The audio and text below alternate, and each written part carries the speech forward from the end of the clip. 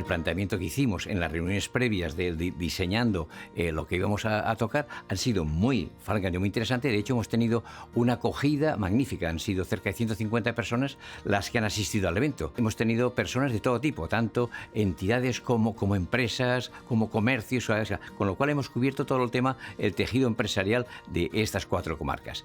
La verdad es que el planteamiento que teníamos era el futuro, cómo se va a desarrollar con los centennials, los millennials, estos tipos, y ha sido muy interesante. Estos eventos Focus PYME Emprendimiento es un objetivo que se plantea la Generalitat Valenciana a través de la Conselleria de Economía y de el IBACE, con vistas a que no se hagan solamente los eventos en lo que son las grandes ciudades, sino que verdaderamente es llegar a esa capilaridad en el territorio, ir recorriendo las diferentes comarcas, haciendo actividades y verdaderamente dando respuesta a temas que las comarcas tienen interés.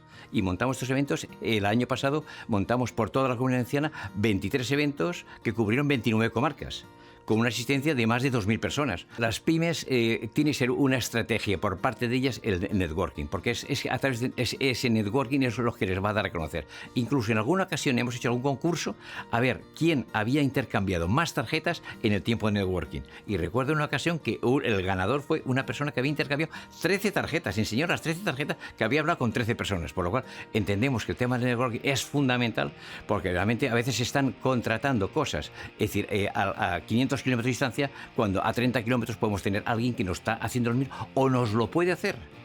Con lo cual, esto yo creo que lo que nos planteamos es desarrollar el tejido empresarial de las diferentes comarcas de la Comunidad Valenciana y sobre todo de las comarcas que están más al interior, que están muy necesitadas de que verdaderamente se generen nuevas actividades que verdaderamente le van a dar eso y aprender, que es lo que aquí nos planteamos.